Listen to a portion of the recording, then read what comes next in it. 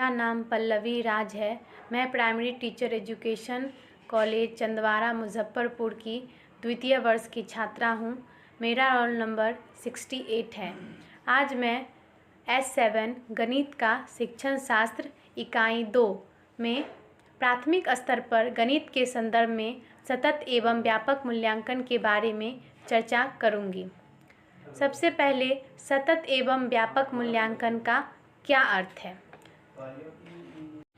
सतत एवं व्यापक मूल्यांकन का अर्थ है छात्रों के विद्यालय आधारित मूल्यांकन की प्रणाली, जिसमें छात्र के विकास के सभी पक्ष शामिल हैं। सतत शब्द से यहाँ अर्थ है कि निर्धारण की नियमितता, यूनिट परीक्षा की आवृत्ति, अधिगम के अंतरालों का निदान, सुधारात्मक उपायों का उपयोग, पुनः परीक्षा और स्वयं मूल्यांकन। व्यापक का अर्थ है कि इस योजना में छात्रों की वृद्धि और विकास के शैक्षिक तथा सह-शैक्षिक दोनों ही पक्षों को शामिल करने का प्रयास किया जाता है। संक्षेप में हम कह सकते हैं, विद्यार्थी का मूल्यांकन मात्र किसी एक परीक्षा पर निर्भर नहीं होकर उसके वर्ष पर्यंत कार्यों का नियमित मूल्यांकन करते हैं तो उसे सतत एवं व्यापक मूल्यांकन कहते हैं। इस मूल्यांकन में हम प्रश्नों को गहराई से पूछते हैं।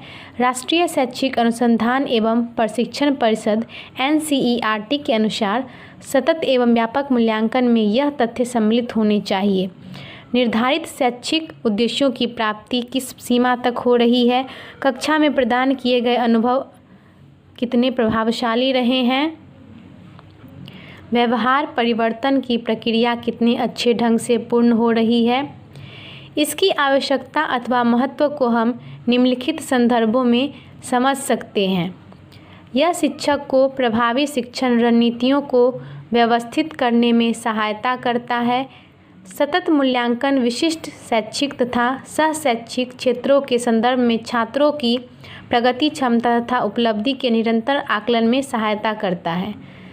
सतत मूल्यांकन कमजोरियों के निदान के लिए कार्य करता है तथा शिक्षक को विद्यार्थी विशेष की दृढ़ता तथा कमजोरियों का पता लगाने में सहायता करता है।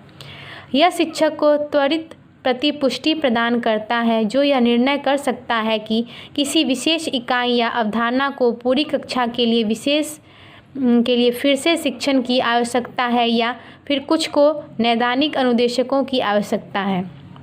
यह बच्चों को उनकी दृढ़ता तथा कमजोरियों को जानने में मदद करता है तथा उन्हें स्वयं से सीखने के लिए प्रेरित करता है। यह बच्चों को एक वास्तविक स्व आकलन उपलब्ध कराता है कि वह किस प्रकार अध्ययन कर रहे हैं तथा उन्हें अपनी अधिगम क्षमताओं में वृद्धि के लिए भी सहायता करता है। यह बच्चे को उस क्षेत्र के निर्धारण में सहायता करता है जिस पर अधिक जोर दिए जाने की आवश्यकता है।